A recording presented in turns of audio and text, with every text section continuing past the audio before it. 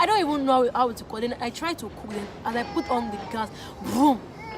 God, I almost exploded that day. I remember I was in with one of my friends. She's from Zimbabwe.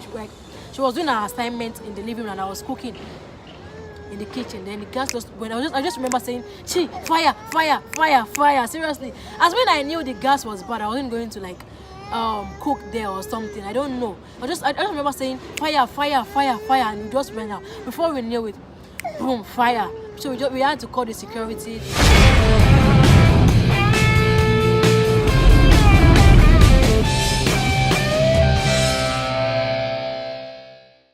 What's up, guys? How you doing? And welcome back to my channel. I already know you guys are really doing great. And today I want to tell you guys things I wish I knew before moving abroad as an international student. And I've been living abroad for about close to 5 years now.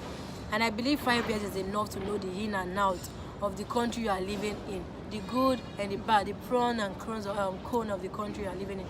So guys, let me tell you the first thing I wish I knew, which was the sleeping system. Like when I first got here, I didn't sleep for about I couldn't sleep for about close to 2 to 3 months because my body was still adapted to Nigeria's sleeping system. And mind you, Malaysia is 7 hours ahead Nigeria. I mean the time zone is 7 hours ahead Nigeria. And I was still using Nigeria's system. I couldn't sleep.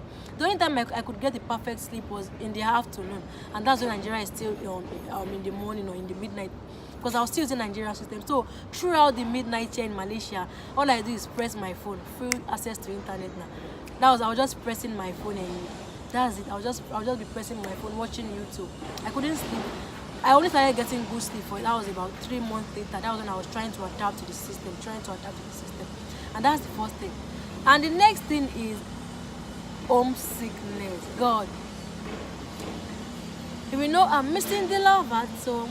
I'm missing the love at home. It was really hard. Though I had my brother was living here, but it was still hard because I miss my mom, my sisters, everybody, my niece, my nephew, because I'm always with them. And for me to just depart from them like that, it's really hard. For the first 1 year, I'm always on fire. I can't even like calculate how much I spend on top for.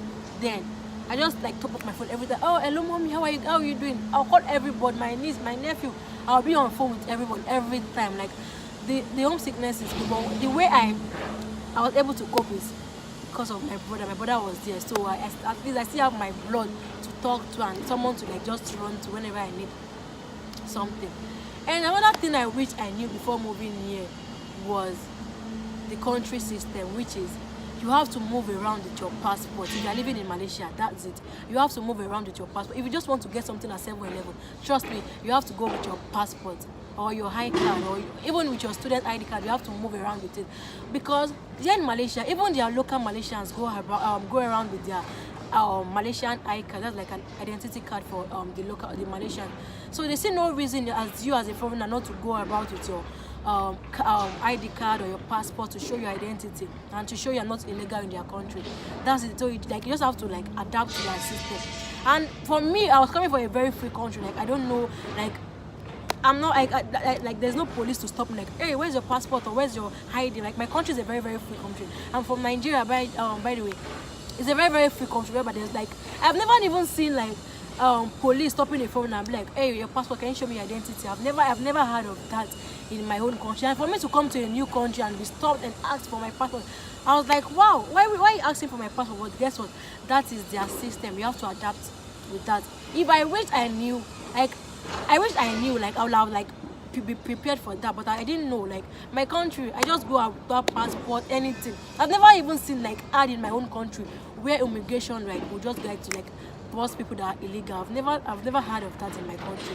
And Nigeria is a very free country. I mean, very free. Like we welcome foreigners, we welcome everyone in our country. And I'm really proud to be a Nigerian. But yeah, it's not that they don't welcome foreigners, but they just want to be sure they are not illegal in their country, and they just want to be. Because even their locals, even the Malaysians too, they go out with them. They go about with their IC. So they see no reason as you, as a foreigner, not to adapt to the same system of their country. And another thing I wish I knew was about renting an apartment. Here, as a foreigner, it's very hard to get an apartment here. Don't get me wrong, you get an apartment or something, But the first thing you get, like when you try to call an agent, be like, hey, I saw you have an available apartment. Is it still available? The first thing the person will tell you, be like, oh, sorry, are you foreigner or local? And the moment they hear you are foreigner, I'll be like, oh, okay. Where are you from? If you say Africa, I'm like, oh, sorry, I don't want to rent out to Africa. And that is really, really annoying. Like, why won't you want to rent out your apartment out to me, or as a foreigner, or as an African? Even some that who are willing to rent out to foreigner, be like, oh, sorry, Africa, I don't want to rent Africa. Why? I don't know the reason why. I don't know. But there are still some good landlords that they accept foreigners, and they're just like, okay, no problem. As far as you pay your bills when you are meant to pay it. And there was a day I asked one of my house agents, I was like, Davis, why is it that whenever I call up for an apartment, the agent will be like, sorry, I don't want Africa. I said, maybe no, like they how is it called? Like they prefer to give their apartment out to like the Malaysians, because they know like they can't run away if they're owing them utility bills or any bills. We foreigners, like we can just move to our country at any time. So like I think they prefer to like leave their apartments, like not all the landlords, but some landlords prefer to leave the apartment to foreigners, to locals and foreigners. And there was a day like I called up for an apartment. I saw the apartment was about 1-3 or something. Immediately the agent asked, the agent was like, are you foreigner or local? I told him I was like, I'm a foreigner, I'm a foreign student. He was like, for foreigner, the apartment will be 1.8. Actually, the apartment, the actual apartment amount for the apartment is 1.3. But because I'm a foreigner, I have to pay 1,008. Why? Because I'm a foreigner? No, I can't. And that's just it. The amount that they rent out for their local is different from the amount they will rent it out for you as a foreigner. And my own country is very free. My country will be like, my country will even be willing to give it out to the foreigner, but yeah, they cherish their own citizens and any other person. Not that they are not that bad, but they are very, very good people. I have so many good local friends that they are very, very nice. Malay, Chinese, or Indian, they are very nice. But that's just the system of renting houses. Hard to get an apartment as a foreigner. Like the question they will ask you is really, really hard. It's really hard. Apartment. And another thing I wish I knew was free movement. This place that you can go out anytime you want, like Nigeria, be like, oh, it's late already, 8 a.m. you have to be around. But yeah, there is free movement because the security is really, really tight. Unlike Nigeria, you can just get robbed at any time. Don't get me wrong, you can be robbed here, but their security here is very, very tight, and I'm happy for that. And the only thing that's point is that you still have to go about with your passport. You'll be scared to walk around at times. They'll be like, oh, what if I get stopped by the police to ask for my passport or something? But you can't escape it. You are still going to ask for that. That's their country system.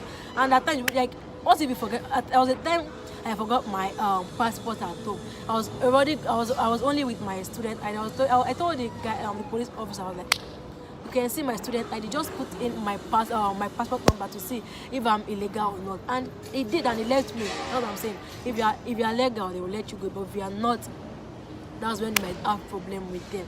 And another thing I wish I knew was making friends here. It's hard, seriously. Making friends here is hard. Not like we Africans. We Africans is very easy for us to when you are in school or something. But if you want to make friends with your local, it'll be they'll want to excuse me, that kind of face of excuse me. That's just it. And it's not they don't want to be friends with you, but that's just the way of expressing themselves. Some of them are not really good in English, and they don't just even me too. I wouldn't want to disgrace myself in speaking English I cannot speak. That's why they will be feeling restricted to make friends with you. But I have so many local friends. There are some that are really, really outspoken. But those are not outspoken. You think they are rude or somehow, but they are not. That's how the person can express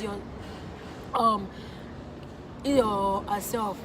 That's just because you can't speak the correct English, and the person will want to move back a bit. You think maybe the person is being a racist or something, but no, the person is not a racist. The person just the person how's it put? The person just can't express his or herself to you the way you expect the person to.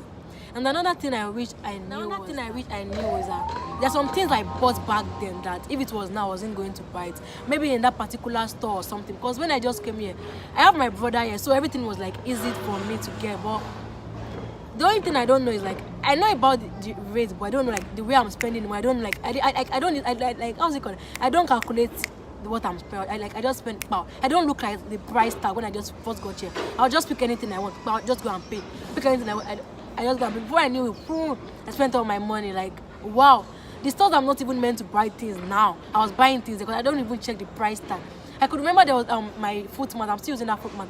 I think the foot mat was about 300 ringgit then, and I just bought it. I didn't even check the price tag. But now I was just realizing, I was like, wow. So I bought this foot mat for 300 ringgit. If it was now, I wasn't going to buy it. And I'm very lucky because my brother was really, really nice. He didn't even tell me anything. It was like, he was just allowing me to get everything I want. It won't be like, oh, don't buy it, don't take it. Like, it was so very nice. And at times I feel guilty for that because if it was now, I was never going to spend my money like that. Now, I won't even spend my money like that now. There's some stores I won't shop. Like, there's some things I won't buy and I bought then. Like, even at that price. I was going to buy, but not at that price. There's some stores that sell it for a cheaper price.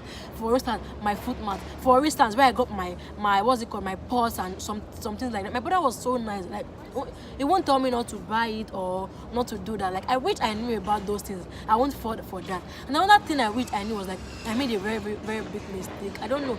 I won't say as a mistake, but like, it wasn't my fault. Then, the first day I moved to like my apartment, I was living with my housemate. The gas cooker there was really, really, really, really bad. Seriously, it was really faulty. Like, what's it called? The burner, the stove, the cooking stove, the burner was, I think it was already spoiled. If I don't even know how to cook. Then I tried to cook them and I put on the gas, boom. God, I almost exploded that day. I remember that I was in one of my friends, she's from Zimbabwe. She was doing her assignment in the living room and I was cooking in the kitchen. Then the gas just went. I just remember saying, "Chi, fire, fire, fire, fire!" Seriously, as when I knew the gas was bad, I wasn't going to like cook there or something. I don't know. I just remember saying, "Fire, fire, fire, fire," and it just went out. Before we knew it, boom, fire. So we had to call the security. The security called the firefighter, and I was really scared. And later I asked, because my both housemates were not around, and I asked when they came across, like, was the gas bad? They said, oh, sorry, the gas is bad and something like that. But as when they told me earlier, I wouldn't make that kind of mistake. But I really feel guilty because my brother paid for everything, and I still feel, guys, like that was like the mistake that really paid me. Like, I don't think I can like forget that part of my experience, because I feel, how's it called? Like, I know it's an accident, but I feel guilty for that because I made my brother pay for it. Like, he paid for it. You know, he knew it was an accident, but I feel guilty. And the reason why I was like really, like, I wish I knew about that accident was that if I was very familiar with Malaysia very well, I wasn't going to pay the house owner to fix it. I was going to like call someone outside, like hire someone outside to fix, because I the way I paid the owner, like it was like more expensive than me hiring someone from outside. It was like it was really painful and like a waste of money to me. But I didn't know anything. As maybe I knew, I was going to tell my mother, okay, just give me the money. Like, let me call someone from outside to do it, and giving the landlord money to fix it. Because you know how landlords are, like, they will charge you like double or triple the price you are meant to pay. And if I knew about that, I wasn't going to pay. And guys, I have a mirror here with me because she was feeling, I don't know how to put it. You understand what I'm saying? She was feeling that way. And guys, those are the things I wish I knew before moving here to Malaysia. And I'm happy I moved there because I've learned so. Another thing I want to add is that if you are going to a foreign country, you should know that you are there to learn, and you are not there to like change the country or anything about the country. Just know, because it's not possible. You can't change anything about the country. You can only adapt to the current situation. For instance, now we Nigerians, we pronounce Milo as M-I-L-O, which is Milo, like the way we are brought up to like pronounce it. But yeah, they pronounce it as Milo, M-I-L-O. The way they are pronouncing it is like Milo, and I think that's the correct pronunciation. But we Nigerians, we pronounce it differently. And it's not possible for me to walk up to someone I don't know and be like, oh, sorry, it's not called Milo or Milo, it is called Milo. Excuse me, how many people am I going to walk up to and tell them it is not called Milo, it is called Milo? How am I even sure like the way they are pronouncing it is the right pronunciation? So that's what I'm saying. You can't change the country you are in. And another thing is like mathematics. The short words, like the way like normal UK, like the way the short word is maths, like they add S, but in the US they don't add S, they just like M-A-T-H, they don't add S at the back. So what I'm saying is that if you are going to a foreign country, just know that you are there to adapt to the current situation. You can never change anything about the country, so don't be too forward to like, oh, I know it best. You know, you don't know it best. They might even be right. The way you do something in your country is different from the way you do it in another country. So, and I'm really happy I came here because I have learned so many things about the culture, met different people, and I'm really happy because I learned so many things about my life, and my life has really changed. And guys, please, I hope you guys like enjoy today's video. Please don't forget to subscribe to my channel. Please subscribe to my channel. Please subscribe. If you've not yet subscribed, please subscribe. Turn on the notification bell to get updates on my new video, so you'll be the first person. I mean, you to be the first person to get updates on my new videos. And give this video a thumbs up and share with your friends also.